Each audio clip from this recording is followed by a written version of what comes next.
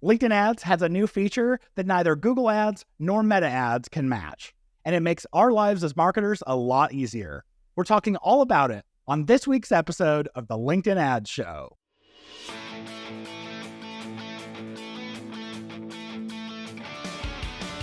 Welcome to the LinkedIn Ads Show. Here's your host, AJ Wilcox. Hey there, LinkedIn Ads fanatics. As he said, I'm AJ Wilcox. I'm the host of the weekly podcast, the LinkedIn Ads Show. I'm thrilled to welcome you to the show for advanced B2B marketers who want to evolve and master LinkedIn ads and achieve true pro status. The topic of this week's episode is LinkedIn's new Website Actions functionality. Like I said in the teaser, it's great for us as marketers, and no other platform that I'm aware of has a way to make setting up conversions so easy. I'll share what makes it so groundbreaking right after the short break. The LinkedIn Ads Show is proudly brought to you by B2Link.com, the LinkedIn ads experts. B2Linked is the ad agency 100% dedicated to LinkedIn ads, and we have been back since 2014. You know, before it was cool. We build a custom strategy for every account we work with. You get to work directly with me and my local team. You won't get any sort of cookie cutter approach or standard account template from us. Plus, with the strategies we've developed and our mastery of the platform, we save our clients way more than we charge. So it's kind of like getting the best in the biz for free. If you want to explore partnering with us for your LinkedIn ads, schedule your free discovery call with me today at b2linked.com/discovery. First off, in the news, I'm speaking at the Inbound conference this week. So by the time you hear this episode, I will have already presented, but if you're there, I hope we got to chat after the session was over. Something really cool I noticed this week, many of you might know, but LinkedIn has a partnership with the data provider called Acxiom, and it used to be really difficult. You would have to ask your LinkedIn rep to add an Acxiom audience into your campaign. And then they would go to Acxiom, have it added, and then by the time you got the audience added to your campaign, now you can't do anything with it. If you want to remove it, you have to ask your rep to do it. So they're really inflexible. What I love about these Acxiom audiences, though, is you get access to the kinds of data that LinkedIn just doesn't have. A lot of it's financial ability to target. So for instance, if I want to target just people who have a high household income, or a high home value, or live in certain zip codes, or drive a certain car. Lots of those kinds of things are Acxiom audiences that LinkedIn can pull in. All right, so what I noticed this week is that Acxiom audiences are now loaded into your audiences under plan. And so now you can use them however you want. You can add them to as many campaigns as you want. You can add them as exclusions. The world is really your oyster at this point. So those of you who use Acxiom's audiences often, I'm sure you're going to find this to be quite a treat. All right, do you have a question, a review, or feedback for the show? Message me on LinkedIn. My DMs are open and they're free, or you can always email us at podcast@b2linked.com. You can attach a link to a voice recording from you, and I'll play it right here on the show. I'm always happy to keep you anonymous, or I can shout out your details as well. I want to read a recent review that was left on Apple Podcasts. It says, "Invaluable resource, 5 stars. This podcast is the best resource on LinkedIn ads available online. I want to highlight the most important things for those of you who, like me, deal with digital marketing on LinkedIn. AJ's advice and suggestions really work. They allowed me to save a lot of money and obtain results that I believe would have taken me months, if not years, without AJ's precious advice. Bravo."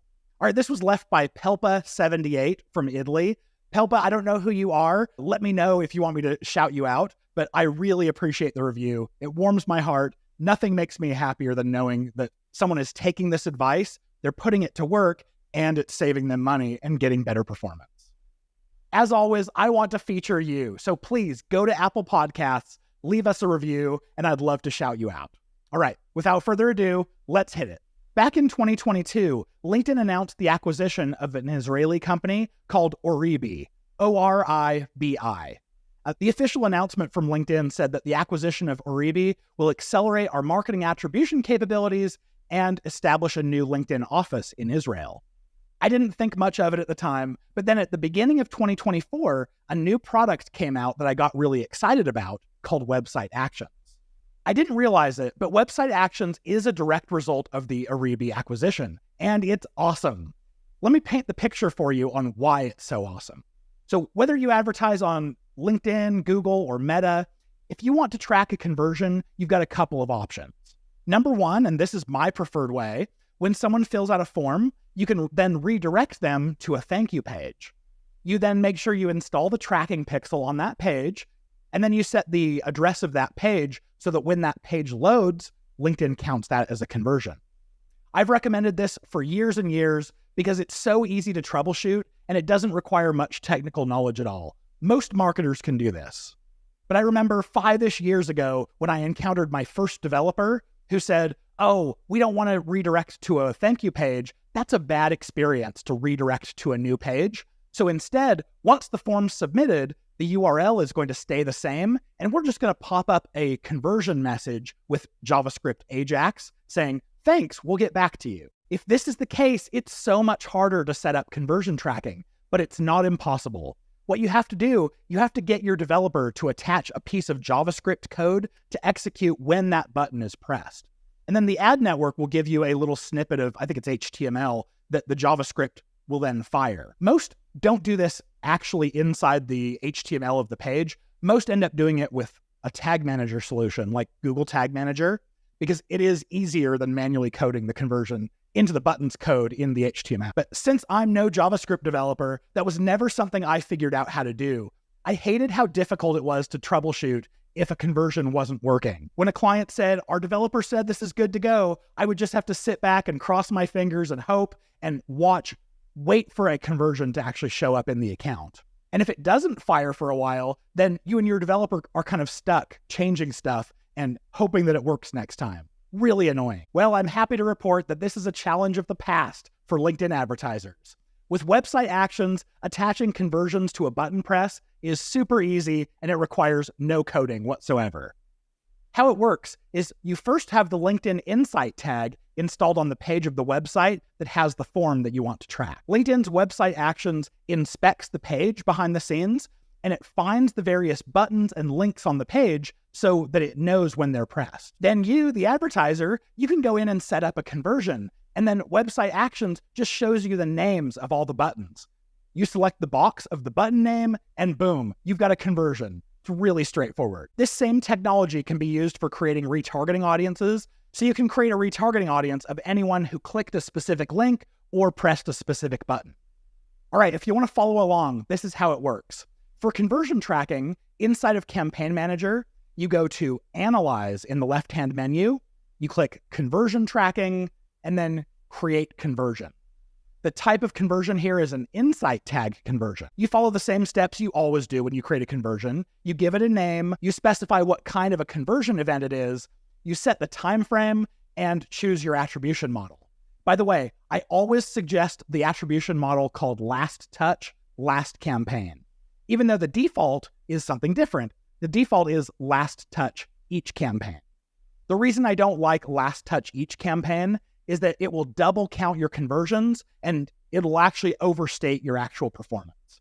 For me as an agency, I'm always super embarrassed if I report a certain number of conversions and the client looks in their CRM and says, "Oh, we didn't have that many." It makes me look dumb or like I was trying to pull the wool over their eyes. So I would much prefer it only to count the conversion to the campaign that last touched it.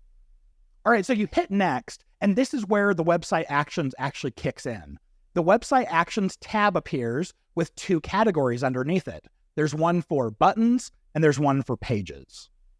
Now, buttons is what I use the most. This is where you select the name of the button or the link on the page that you want to be your conversion. If you select pages, it'll show you a list of all of the pages on your site that the Insight tag's installed on. If you select a page, it counts any visit to that page as a conversion. So this is best used if you're actually tagging a thank you page. It's important to note that when you very first go to set up the conversion, over to the right, you'll see a drop-down with all of the different domains that LinkedIn sees using your tag. So let's say you've attached your tag to your website and then maybe a landing page's product, and then maybe something like your Calendly has it. You can there select the domain for where the button actually is that you want to track, and you can set up conversions on different web domains as well. All right, so one mistake that I made, and I'm actually really embarrassed about it, I thought that if you selected a button and then flipped over and select the page that the button was on, that it would filter, it would act as an and it would only count the button presses on that specific page as a conversion. That's not the case at all, as it turns out. What it does is it counts any visit to the page that you selected as a conversion, and then if there were any button presses on that button, it just adds it into the same bucket.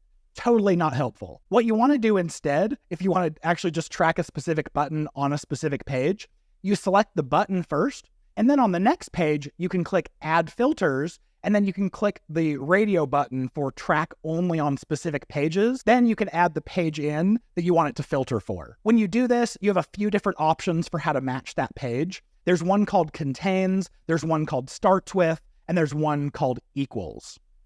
I really like to use Contains, and then I give it some string that is only in the URL of that page and no other pages.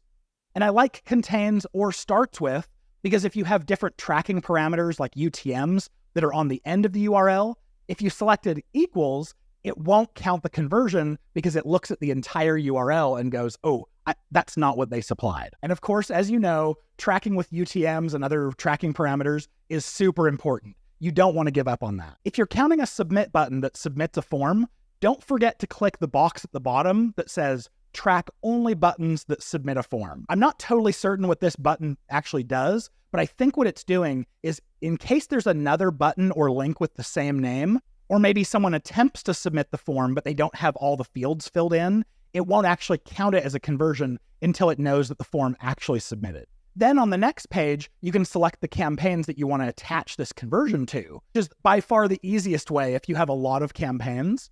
But if you don't have a lot of campaigns, or you're going to be creating the campaigns later, you can always go into each campaign and select the conversion manually later. So that's the flow for creating conversions. But if you want to create retargeting audiences, it's very much the same, but just in a different area.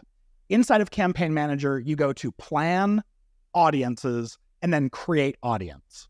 This is a matched audience, and it's specifically on the website. Then you'll follow the same flow that we just went through to define what the action is that someone takes to then qualify them to be a part of your retargeting audience. This is very cool functionality, and I'm actually really impressed that LinkedIn has baked this in when, to my knowledge, Google and Meta advertisers still need to fire these JavaScript conversions the old-fashioned way. Congratulations to LinkedIn for having this awesome functionality and having it first, because as we know, LinkedIn is oftentimes behind the other platform. Now, is website actions all sunshine and rainbows? Well, as we know, nothing in marketing technology ever is. There are some limitations. Let's say that you launch a new web page, or you change one and the button name changes. Now you go in to edit your conversion to choose the new button name, but it still looks the same. It hasn't updated. I've seen this happen several times, and LinkedIn's help article says that website actions updates every 24 hours, but sometimes I find myself waiting much longer than that. I've even had some HubSpot forms that LinkedIn's website actions never recognizes the button, and I still don't know why that would be the case. HubSpot and LinkedIn are really good partners. So if any of you listeners have any insights into this or have a workaround, please reach out to me. I'd love to share it. I've also noticed that there's a bug that I see pretty much every day, and I keep hoping that it's going to get fixed. When I edit an existing website actions conversion, about half the time, the website action buttons and pages load, but my selection doesn't appear. So it looks like the conversion tracking isn't actually tracking anything. But then I hit the refresh button on the page, and then the checkbox with my previous selection does pop up. So if you're finding the same thing, the refresh button is your best friend. The promise of getting to use website actions for retargeting is super compelling, but I found it quite limited in practice. Remember, website actions is still website retargeting down at the basics. And that means it's 100% reliant on the cookie still being in your prospect's browser for when they come back to LinkedIn or when they land on a LinkedIn Audience Network partner page, so they can then be shown a retargeting ad. With all the browsers' war on cookies, this is already super limited. Plus, we still need at least 300 people in an audience to be able to run a retargeting campaign on LinkedIn. And it can take a long time to get enough people to click that button with their browser cookies enabled so that you can have a large enough audience to be useful. It would be infinitely more useful if it was like LinkedIn's other retargeting that we call engagement retargeting, where LinkedIn remembers the identity of that user, it remembers that it was there and logs it in LinkedIn. So not only would you not need cookies for it to know that that person belongs in the retargeting audience, but then that audience would also build in arrears if you set this audience up after the fact. But of course, I don't know if that's even possible. I mentioned a couple wish list items back on episode 146 about my wish lists for LinkedIn that were all about website actions. First off, I wish that we could see the page how website action sees it somehow. Maybe there's like a portal button you can push where it lets you view your site. Every so often, I'll see that the button has a different name than what Website Actions shows it as, and I never know, does that mean it's tracking a different link and it just doesn't see that button? I don't know. I wish we could actually see the page the way that Website Actions sees it. I also wish that we could ask Website Actions to specifically update a certain page or give it a page to check. That way, when we launch a new web page or a redesign or something, we could request it and hopefully have it within a few hours. Have you used Website Actions to track conversions in a really useful way? Or have you found any other limitations that I didn't mention? Reach out to us at podcast@b2linked.com and I'll share it on the next episode and shout you out. And of course, you can always reach out to me personally on LinkedIn. If you're not already a member of the LinkedIn Ads Fanatics community, what are you waiting for? For a very small monthly amount, you get access to all 4 of our courses that will take you from LinkedIn Ads beginner to expert. Plus, you get access to all of the top minds in LinkedIn Ads who are all sharing the results of their tests, what's working for them, and asking questions. Plus, there's an upgrade option to hop on a weekly group call with me where we get to address all of your specific questions you've got. To check it out, go to fanatics.b2linked.com. If this is your first time listening, welcome. We're excited to have you here. Make sure to hit that subscribe button so you get to hear us in your ear holes next week as well. But if you are a loyal listener, thank you. I hope you share the show with everyone you know who is a LinkedIn Ads fanatic. But please do me the favor, go to Apple Podcasts and leave a review. And I'd love to shout you out live on the show for it. With any questions, suggestions, or corrections, reach out to us at podcast@b2linked.com. With that being said, we'll see you back here next week. And as always, I'm cheering you on in your LinkedIn Ads initiatives.